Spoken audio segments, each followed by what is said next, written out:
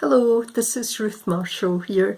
I was going to show you how to make one of the many types of Brigit's crosses. When we think of a Brigit's cross, most of us probably think of this type made of rushes.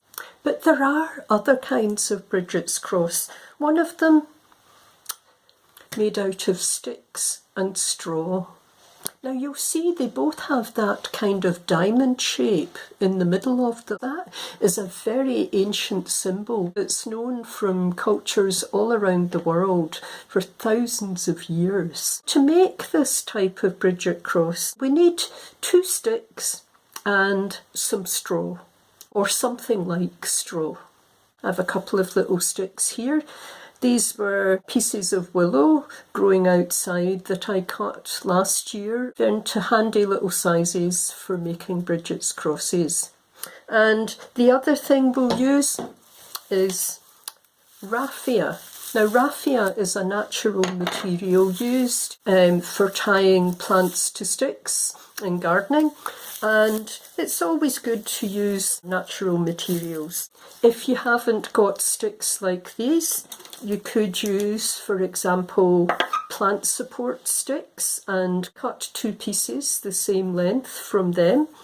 You could use toothpicks or kebab skewers, whatever you happen to have at home.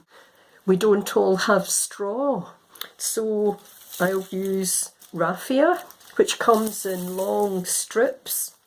But you could also use wool or ribbon or string. I'll start by making a little notch in the centre of one of these sticks. It just makes it easier for the 2 sticks to sit together nicely. Doesn't need to be too big a notch.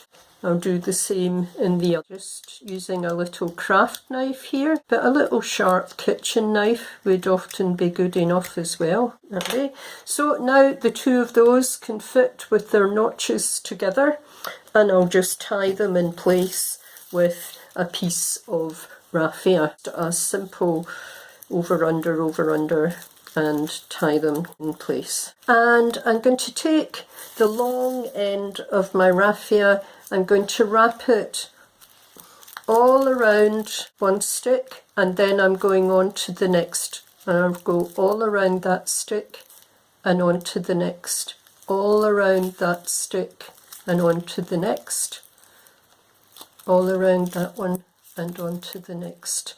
So you'll see what I'm doing is winding it around each stick in turn, all the way around and then on to the next, all the way around and on to the next, all the way around onto the next. I'm not weaving in and out of the sticks, I'm winding around them, always going in the same direction.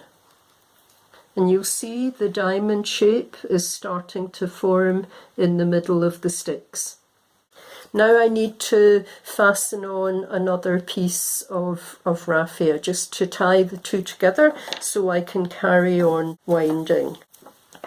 Just a simple knot. So I carry on winding, and I don't worry about the little loose ends there because I'll be able to trim them off when I'm finished. And I just keep winding, always going in the same direction. I'll keep going until I come to the end of this length of raffia, and they'll tie on another piece, and then I'll carry on winding again. Coming towards the end of my string, so I'll fasten it off on this last stick here. If I just tie a knot there around this last stick, and I'll wind the raffia around again a couple of times and just tie it off again. There we go. You'll see it's all a bit messy with all these little hairy strings hanging loose, but I can trim those off. Nice pair of scissors. There you are.